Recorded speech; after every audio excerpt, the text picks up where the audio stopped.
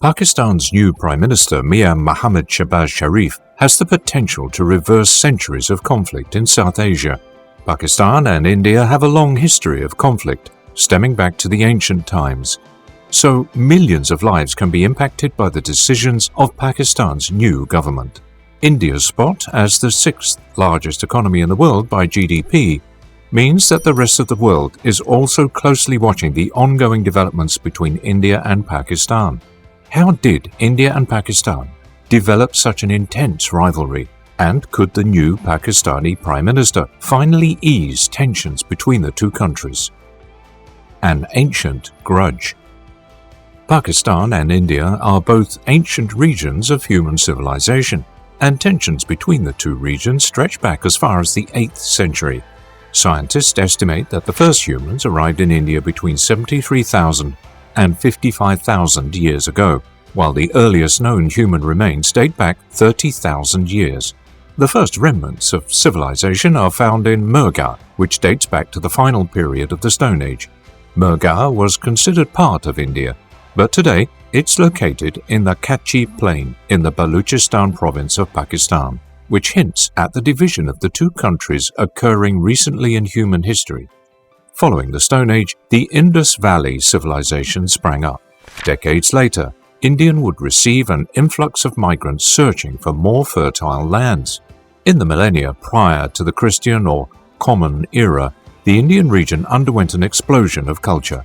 Buddhism, Jainism, and Hinduism were all born, and the long-standing social structure known as the caste system was also developed during this period.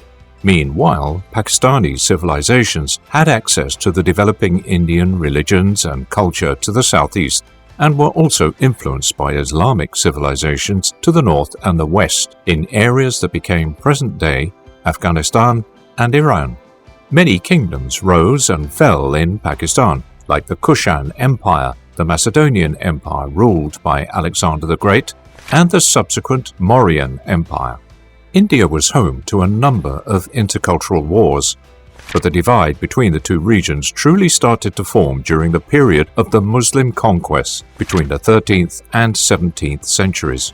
Multiple invasions from the likes of Rashidun, Umayyad, and the Abbasid Caliphates all waged war in India over the next centuries. These invasions solidified Islamic influence in Pakistan, which was the gateway for invaders. Numerous prolonged invasions over hundreds of years also established unique cultures along the northwestern part of India, and this influence would even spread to almost the entirety of India during the dynasty of the Delhi Sultanate, which conquered everything except the southern and eastern portions of India. Britain complicates tensions in India. These non-Muslim regions of India would eventually become the focus of the Dutch East India Company and English colonization.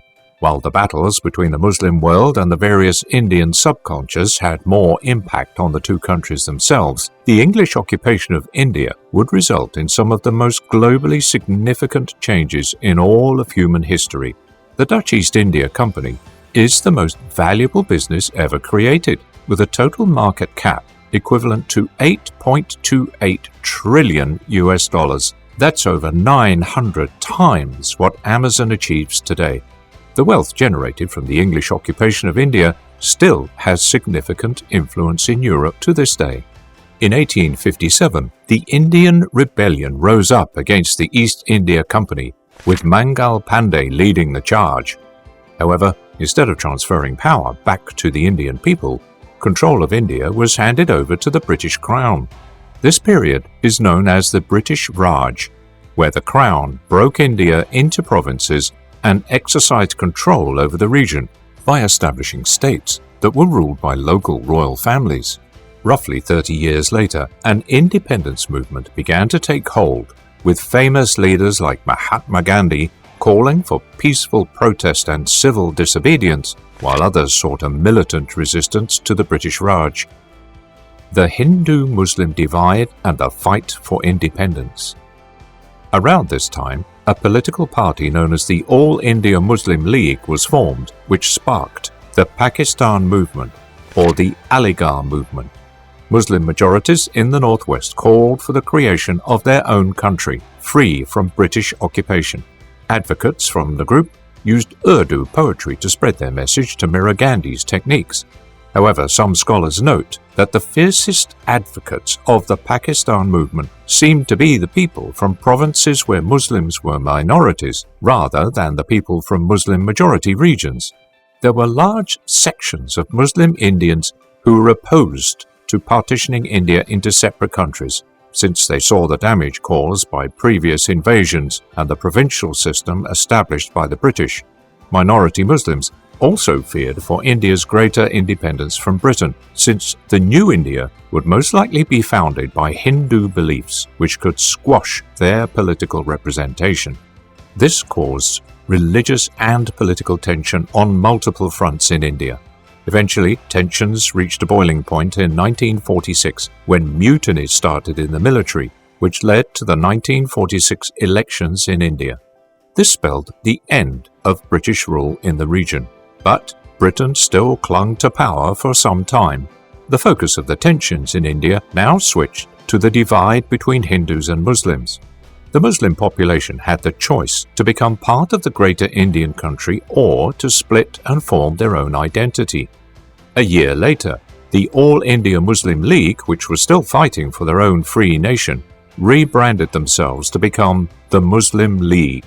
There were many Muslim political groups vying for power in the new Indian Central Legislature, but almost all Muslim votes were concentrated on one party, the Muslim League. The Muslim League won almost all of the Muslim seats in the Central Assembly and provincial assemblies of the new government, making them the only real voice of Muslim representation in India. The political party was run by Muhammad Ali Jinnah.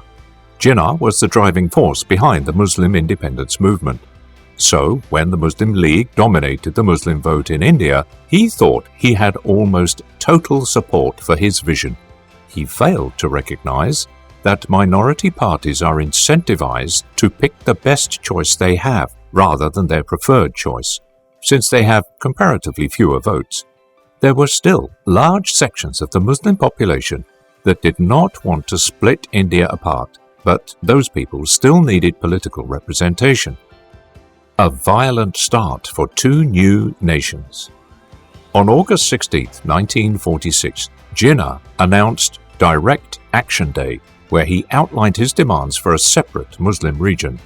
Those who felt the most oppressed by Hindu and British control gathered to form gangs in Calcutta to listen to a speech by Hussain Shahid Suhrawardi, who leveraged the passion of the crowd to install dangerous ideas in the mob. That night, Muslims attacked Hindu civilians and demanded their freedom. This sparked the Great Calcutta Killing of August 1946, which became known as an ethnic cleansing, resulting in over 4,000 deaths. The Congress of India began to see partition as the only solution to the violence between Muslims and Hindus. However, congressional leaders like Vallabhbhai Patel condemned the actions of the Muslim League's leader, Jinnah, which complicated the issue. On one hand, the Hindu majority wanted to give Muslims their own government, but that would mean ceding control to an enemy of the state. Regardless of the potential problems, there was only one way forward. On August 15, 1947, the Indian Independence Act came into effect, splitting India and Pakistan and severing their colonial ties to Britain. The two new dominions were dubbed the Federation of Pakistan and the Union of India. Jinnah became the first Governor-General of Pakistan, and the partition gave Jinnah and his Muslim League what they wanted. But it also displaced over 12.5 million people. Muslim minorities were expected to stay where they were without being granted the opportunity to migrate to Pakistan. This caused huge problems in the Bengal and Punjab regions, as Hindu-majority communities began to fear possible violent retaliation. This paranoia would end up leading to the very outcome that people feared, and violence broke out across all Punjab. The violence there has been described as a genocide, with up to 1 million people losing their lives in the turmoil. Decades of war drive a deeper wedge. The governments of Pakistan and India wanted to establish diplomatic ties, considering many of the leaders were former members of the same Congress. But the killings in Punjab drove a rift between the populations, and once again between the politicians of both countries. Later that year, Pakistan began speculating that its neighbours, Kashmir and Jammu, would join India. This sparked the First Kashmir War in October 1947. Kashmir and Jammu were ruled by Hari Singh, who was a Hindu, but the populations there were mostly Muslim. The fighting resulted in a ceasefire on January 1, 1949, and Pakistan would only get a third of Kashmir, while India would receive the Kashmir Valley, Jammu, and Ladakh. In 1965, another Indo-Pakistani war broke out. Pakistan tried to take back Jammu and Kashmir during Operation Gibraltar. It was the largest battle since the end of World War II at the time, and it only ended because the United States and Soviet Union intervened with the Tashkent Declaration. In 1971, forces within Pakistan clashed between the East and West, which resulted in the Bangladesh Declaration of Independence. Pakistan committed genocide in Bangladesh as a response, and the Bangladeshis took refuge in India, which caused the third Indo-Pakistani conflict since the countries were formed. A fourth war, dubbed the Kargil War, broke out in 1999, when Pakistan violated the line of control and entered into the Indian Kargil district. The last major battle resulted in crippling economic sanctions on a global scale. Pakistan was forced to stand down. Recent escalations and extremism. The string of battles between the two nations caused both India and Pakistan to develop their own nuclear programs in the 70s. Both nations agreed not to attack the other's nuclear facilities, but their build-up of WMDs, weapons of mass destruction, sparked global concern. Since the battle in 1999, there hasn't been an official war between the two countries, but tensions remain high. In 2001, the Indian Parliament was attacked by Pakistani terrorists funded by Osama bin Laden. The total death toll from the event claimed 14 lives. The two nations were brought to the brink of another war as both sides initiated huge troop buildups at their borders, resulting in the India-Pakistan standoff. Since then, multiple other large-scale terror attacks have rocked both nations. In the early 2010s, India's External Affairs Minister went to Pakistan to begin talks to repair relations between the two countries.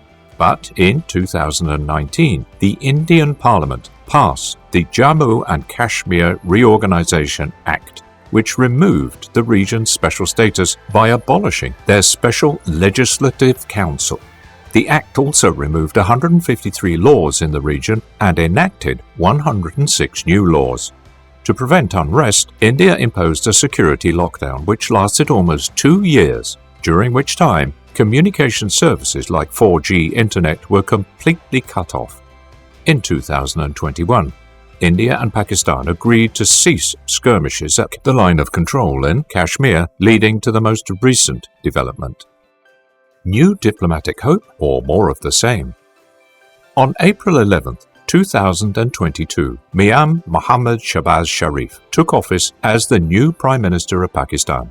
Sharif's ascension brought an end to the 2022 Pakistani political crisis, spurred by a no-confidence vote that ousted the former Prime Minister Imran Khan. Prior to his role as Prime Minister, Sharif had served as the Chief Minister of Punjab 3 times. Punjab was the site of a number of historical clashes between India and Pakistan, so there is hope that he will look to avoid clashes like those of the past. Shehbaz has been involved with politics from a young age, and his ambitions were aided by his upper-middle-class background and his college education. As Chief Minister of Punjab, he focused on education, health, and on balancing industry with agriculture. He also took a hard-line approach to crime in the region and was praised for his efforts. However, Shehbaz Sharif hasn't been free from controversy. During the 1999 Pakistani coup, he was imprisoned and extradited to Saudi Arabia. In 2008, he was tried and later acquitted for murder. A few years prior to his election, the National Accountability Bureau froze 23 properties belonging to Sharif when he was accused of money laundering. He was arrested and charged in 2020. In spite of his colourful history, Shehbaz has been quoted in interviews saying, "War is not an option," and he's called for both nations to confront their long historical problems head-on with peaceful talks. Bolstering relations with one of the world's largest economies would be a huge boon to Pakistan's economy. Others point to Sharif's infrastructure work in Punjab as a sign that he will put the Pakistani people first, instead of sending them off to die in another war. But it remains to be seen whether he will make headway in repairing tensions between the once unified people of India and Pakistan. That's the story of how tensions began in India and Pakistan, and how the embers of ancient conflicts are still smouldering to this day. Will the new Pakistani government turn the tides of history and amend the relationship between the once unified region? Or will tensions continue to simmer? Let's know your thoughts in the comments section below. Subscribe and like the video to stay up to date with the most exciting geopolitical developments. Thanks for watching.